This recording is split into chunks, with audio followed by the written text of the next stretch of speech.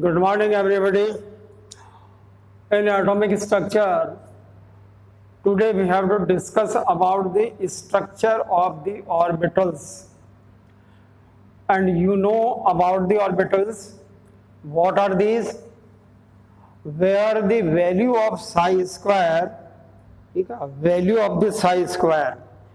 So value of the psi square is maximum.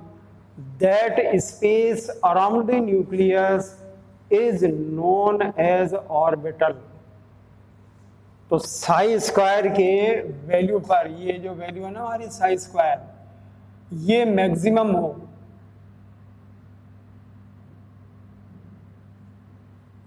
ठीक है, तो उस जगह को, उस स्थान को हम यहाँ पे ऑर्बिटल कहेंगे। और जब साई, अच्छा दूसरी बात ये कि साई स्क्वायर क्या है। So psi square is the maximum possibility of finding the electron around the nucleus, right? And the high electron density at the three-dimensional structure of the electron wave. Electron तरंग का त्रिविम संरचना में अधिकतम इलेक्ट्रॉन घनत्व वाला जो स्थान होता है वह साई कहलाता है। So the Sai is a wave function. Sai क्या है यहाँ पर? एक वेव फंक्शन है, एक तरंग फलन है। और ये तरंग फलन जो है हमारे तीन अक्षों के ऊपर, अर्थात एक्स, वाई और जेड एक्सिस पर। तो ये तो हुई कि कक्षक क्या है या कक्षक किसे कहते हैं, ठीक है। अब बात आती है कि कक्षकों की स्थिति को नाभिक के चारों ओर किस रूप में पढ़ा जाए, उसको कैसे पढ़ा जाए। तो आपको ये ध्यान रखना होगा कि नाभिक के चारों ओर तरंग को, जैसे हमारा ये एक नाभिक है, तो इस नाभिक के चारों ओर इलेक्ट्रॉन को हम वेव के रूप में पढ़ते हैं, ठीक है। ये तरंग हो गया हमारा। अब इस तरंग फलन में नाभ की अक्षों पर ये एक्स, वाई और जेड, ठीक है, ये एक्स, वाई और ये जेड। तो एक्स, वाई, जेड अक्षों पर कौन से अक्ष पर या कौन से अक्षों के मध्य इस तरंग फलन का मान अधिक होता है, उसी को हम यहाँ पे साई स्क्वायर से डिनोट करते हैं। और जो साई है ये क्वांटम मैकेनिक्स की देन है। आपने एटॉमिक मॉडल के अंदर क्वांटम मैकेनिक्स के बारे में पढ़ा होगा। तो नाभिक से दूरी के सापेक्ष में विभिन्न कक्षकों के तरंग फलन आरेख भिन्न भिन्न होता है। अब देखिए यहाँ इसी की स्थिति बात करें तो एक तरफ तो आप साई स्क्वायर का मान रखिए और दूसरी तरफ आपका रेडियस रखिए, मतलब नाभिक से दूरी। आर का मतलब हो गया हमारा नाभिक से दूरी, ये त्रिज्या हो गई। तो आप देखेंगे कि सबसे पहले ये अधिकतम से न्यूनतम की ओर आएगा, ठीक है, अधिकतम से न्यूनतम। और एक स्थिति ऐसी आएगी कि इसका मान लगभग शून्य की स्थिति में हो जाएगा। यहाँ पे आके आपका जीरो ऑर्डर हो गया ये। और फिर उसके बाद में मतलब इसमें बोलते हैं मैक्सिमम टू दी मिनिमम, और मिनिमम के बाद के अंदर फिर वापस ही उठना शुरू होगा, ठीक है। ये फिर यहां से उठा, उसके बाद में फिर मान लीजिए ये आपका मिनिमम हो गया, फिर ये ऊंचा उठा, फिर ये इस प्रकार से उठा, ठीक है। इसको आगे इस तरह से बढ़ाते जाए। अब ये जो डॉट्स हैं ये वो स्थिति है जहां पर कि साई स्क्वायर का मान शून्य है। साई स्क्वायर का मान अधिकतम यहाँ है और यहाँ पे क्या है, ये जीरो है, शून्य है। तो नाभिक के चारों ओर जब इलेक्ट्रॉन मूव करता है तो वो एक क्षण नाभिक के निकट में होता है और एक क्षण नाभिक के से दूर होता है। तो ये जो अधिकतम और जो निकटतम परास वाली जो बात है, यहाँ पर एक विशेष नाम से इनको हम जाना जाता है। यहाँ तो आप बताएंगे अधिकतम की ओर और यहाँ बता देंगे दूसरी तरफ न्यूनतम की ओर। तो अधिकतम और न्यूनतम के बीच में जो शून्य की स्थिति होती है, ठीक है, जहाँ साई स्क्वायर का मान लगभग शून्य होता है, इसी को हम यहाँ पर नोडल सरफेस बोलते हैं। क्या बोलते हैं इसको, नोडल सरफेस। नोडल सरफेस का मतलब होता है आपका कि नोडल सतह, और ये जो है ना वो एस कक्षकों के लिए होती है। नोडल सरफेस एस कक्षकों के लिए। अब आपसे पूछा जाए कि एक इलेक्ट्रॉन जो है ना वो 3s का, अच्छा नोडल सरफेस के जो वैल्यू है ये n-1 होगी। n के यहाँ पर हमारा प्रिंसिपल क्वांटम नंबर। अब मान लीजिए आपसे पूछा जाए कि n = 3, तो n = 3 जब होगा तो फिर यहाँ पर नोडल सरफेस जो हमारा है उसका मान कितना हो जाएगा, नोडल सरफेस = 2। अब इस 2 का क्या मतलब हुआ, तो एक जो 0 पॉइंट है वो तो हो गया आपका 1s और 2s के बीच में, ठीक है। एक तो हो जाएगा 1s और 2s के बीच में स्थिति, और क्योंकि ये 3s में है तो 2s और फिर 3s, तो ये दूसरा 0 पॉइंट हो गया। तो यहाँ पर जो है ना शून्य की स्थिति है। तो इन दो ये जो दो जगह है वहां पे इलेक्ट्रॉन के पाए जाने की संभावना बिल्कुल कम है, लगभग असंभव है। इसलिए 3s के लिए नोडल सरफेस का मान कितना हो गया, 2 हो गया। तो ये n-1 इसको नोडल सरफेस, और ये s कक्षकों के लिए होता है। इसको हम s कक्षक है, जब इन आकृतियों को आपस में ऊपर नीचे मिलाएंगे ना तो फिर देखिए ये स्फेरिकल बॉडी होने लग जाएगी, ठीक है, गोलाकार सतह। तो स्फेरिकल, तो स्फेरिकल बॉडी जो है ये आपके ऑर्बिटल हो गया। इसको हम s से डिनोट करते हैं, s ऑर्बिटल, जिसको हम यहाँ पे डिनोट करेंगे। तो ये s ऑर्बिटल के बारे में। तो n के मान में वृद्धि होने से नोडल सतह की संख्या में भी बढ़ेगी। अब n = 6 होगा तो छठे इलेक्ट्रॉन के लिए नोडल सरफेस की वैल्यू कितनी हो गई, n-1, ठीक है। तो 6 - 1 = 5, तो वहां पे 5 नोडल सरफेस बन जाएंगे जहां इलेक्ट्रॉन के पाए जाने की संभावना न्यूनतम होती है। तो इस तरह से जो s कक्षक है उनकी आकृति को हमने किससे डिनोट किया है, ये स्फेरिकल आकृति, मतलब वो गोलाकार होती है, गोलाकार होती है उसकी रेडियल, ठीक है, रेडियस होता है उसका। किसी भी आकृति की परिसीमा को निर्धारित नहीं किया जा सकता। कारण क्या है कि आपको मालूम है कि x y z अक्ष जो है ना ये अनंत होते हैं, एट द इन्फिनाइट, ये इन्फिनाइट होते हैं। इसलिए हम किसी भी आकृति को उसकी जो परिसीमा है, उसकी जो सरकमफ्रेंस है, उस सरकमफ्रेंस को हम कभी भी कांस्टेंट नहीं बता सकते, निर्धारित नहीं कर सकते। क्यों? क्योंकि तीनों अक्ष अनंत दूरी पर स्थित होते हैं।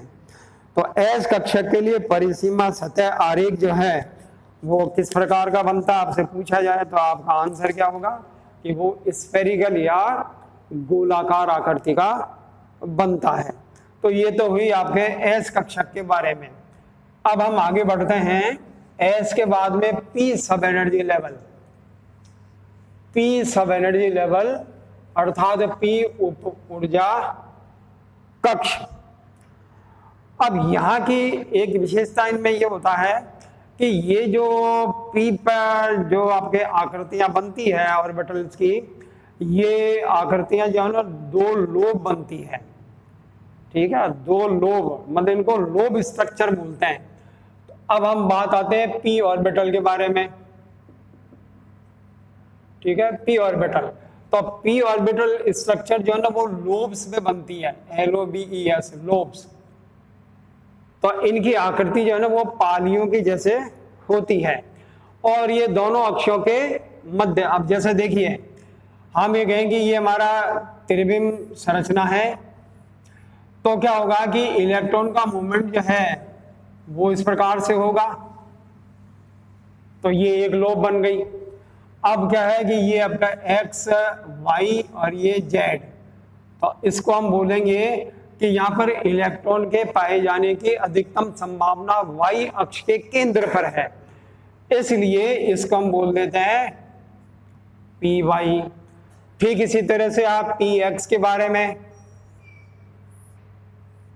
तो ये हो गया आपका x एक्सिस, तब इसको बोला जाएगा px। तो ये px की लोब बन गई, 2 लोब हो गई। अब यहां पर इलेक्ट्रॉन घनत्व के पाए जाने की संभावना मिनिमम है, ये मैक्सिमम है, ये मैक्सिमम है।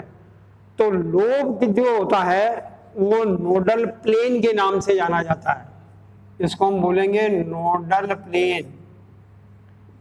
ठीक है, और नोडल प्लेन क्या होता है कि ये एक्स वाई जेड एक्स पर अक्षों पर वह स्थान जहां पे इलेक्ट्रॉन के पाए जाने की संभावना न्यूनतम होती है, उसको हम यहाँ पे नोडल प्लेन के नाम से जानेंगे। और जहां पे दोनों लोब आपस में मिलती है वहां साई स्क्वायर का मान 0 होता है, और इसको हम रेडियल नोड भी बोलते हैं,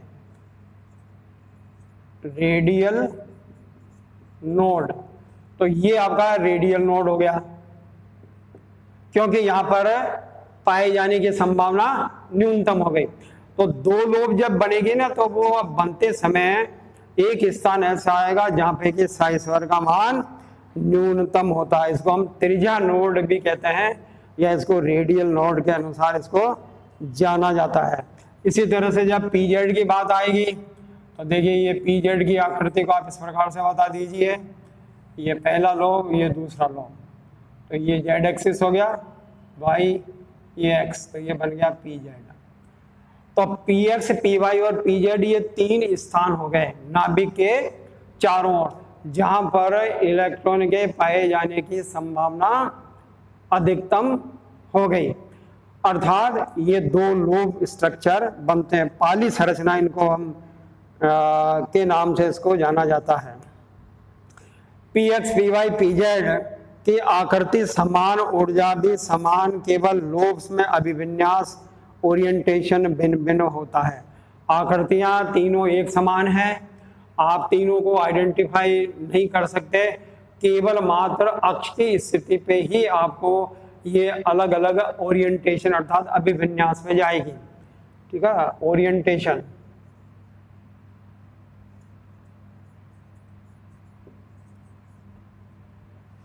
अभिविन्यास, तो अब हम कहेंगे कि ये पी एक्स है तो अभिविन्यास किस तरफ हुआ, एक्स की तरफ। जब पी वाई की बात करेंगे तो अभिविन्यास की तरफ हुआ, वाई एक्स की तरफ। और जब जेड की बात करेंगे तो अभिविन्यास किस तरफ हुआ, जेड अक्ष की ओर। तो पी के अंदर जो है ना ये 3 आकृतियां इस प्रकार से बनती है, और 3p के लिए आपका रेडियल नोड जो है वो 1 हो जाएगा, क्योंकि 1p का कोई मतलब नहीं होता है। तो एक तो 2p, फिर एक 3p, और ये 4p, 5p और 6p। ठीक है, तो 2p और 3p के बीच में एक स्थान ऐसा होगा जहां पे कि 0 की स्थिति बनेगी। ठीक है, इलेक्ट्रॉन के पाए जाने की संभावना न्यूनतम। तो अब ये आपका जो है वो कहलाएगा रेडियल नोड। ठीक है, ये रेडियल नोड बन गए, 0 वाला स्थान जो है ना ये रेडियल नोड। इसी तरह से जब 4p में होगा तब एक तो 2p और 3p के बीच, और एक 3p और 4p के बीच में एक दूसरा 0 यहाँ और आ जाएगा। तो 4p के लिए जो नोडल आपके रेडियल नोड है वो कितने हो गए, 2 हो गए। ठीक है, तो ये ध्यान रखिए, 1p का मतलब होता ही नहीं है, 1p के अंदर कोई भी p कक्षक नहीं होता है n = 1 में। n = 2 से ही p ऑर्बिटल्स बनते हैं, ये आपको ध्यान रखना है। तो ये आपका p कक्षकों के बारे में। अब हम आ जाते हैं d कक्षक। तो d कक्षकों की आकृति जो है वो p कक्षकों की आकृति से थोड़ी भिन्न और जटिल होती है। ये नाभिक से थोड़े दूर चले गए, और दूरी बढ़ने के कारण इनकी आकृति जो है वो अलग अलग होगी। जैसे देखिए 3D, ये यहाँ से शुरू होता है, 2D होता ही नहीं है, 1D और 2D नहीं होता है। ठीक है, ये दोनों संभव नहीं है। और ये 3D जो है ना वो यहाँ से शुरू होता है। तो 3D के लिए जो m की वैल्यू आती है वो m इज इक्वल टू 5, और जब 5 आती है तो ये -2 -1 0 +1 और +2, ये 5 का मतलब हो गया। ठीक है, तो अब हम आपके d ऑर्बिटल्स के बारे में बात करें। d ऑर्बिटल, इनकी आकृति किस प्रकार से हो। ठीक है, ये जो -2 है ये dxy के लिए है, इनको x और y अक्ष के बीच में, ये y और z के बीच में हो गया, और ये 0 जो होता है वो x z के बीच में होता है, x और z में, और ये dx² -y², और ये जो है वो dz²। ये इन पांचों के नाम इस प्रकार से रखे गए हैं। अब देखिए यहाँ पे जो x और y का मतलब ये हुआ कि जब -2 वैल्यू है 3D के लिए तो उस समय स्थिति क्या होगी। तो उस समय की स्थिति को आप इस प्रकार से बताएंगे कि ये हमारा x, y और z अक्ष, x, y और ये z, तो अब ये जो है ना वो x और y के मध्य में बनेंगे, अर्थात दोनों लोब x और y के। तो पहला लोब तो ये बना, उसके बाद दूसरा लोब फिर ये बन गया, तो दोनों लोब जो है ना किसके बीच में बन गए, x और, इसलिए ये आकृति होगी dx y के लिए। जब आप yz की बात करेंगे तो दोनों लोब कहाँ बनेंगे, y और z में। यह ध्यान रखना है कि d ऑर्बिटल की जो स्ट्रक्चर है ना वो डबल लोब्ड स्ट्रक्चर होती है, p जो ऑर्बिटल थे उनमें सिंगल लोब्ड स्ट्रक्चर थी, ये आपको ध्यान रखना है। ठीक है, तो x y के दो नोडल प्लेन हो गए, एक तो नाभिक से गुजरते हुए, दूसरा z अक्ष के ऊपर x y को भेदते हुए, इनको एंगुलर नोड भी कहा जाता है, एंगुलर नोड, इसको एंगुलर नोड भी बोलते हैं। ठीक है, ये वो स्थितियां हैं जब कि इलेक्ट्रॉन की दोनों पारियां जो है वो x और y।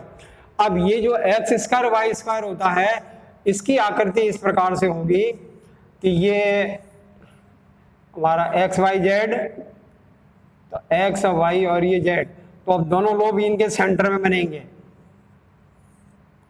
ठीक है, ये हो गया आपका dx² माइनस ये y²।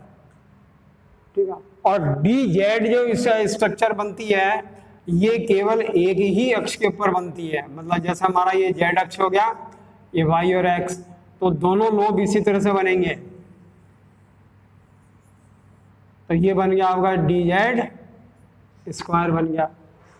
तो इस तरह से इनकी ज्यामितीय संरचना जो है वो अत्यधिक जटिल होती है x y अक्षों के ऊपर, और x y के लिए दो नोडल प्लेन होंगे, एक तो आपका नोडल प्लेन जो नाभिक के अक्ष के ऊपर गुजरता हुआ, दूसरा z अक्ष के ऊपर होगा जो x y को भेदते हुए होता है, ये एंगुलर नोड भी कहलाता है। प्रत्येक d कक्षक के लिए कोणीय नोड का मान 2 होगा, प्रत्येक d कक्षक के लिए जो हमारा एंगुलर नोड है उसका मान 2 ही होगा हमेशा। 2 कौन सा, एक तो x और जैसा वो x और y के बीच में है वो, अथवा दूसरा कौन सा हो जाएगा कि जब वो नाभ की अक्ष से गुजर रहा है तब। तो n = 3d है तो n = 2, तो आपके 3 2 -1 0।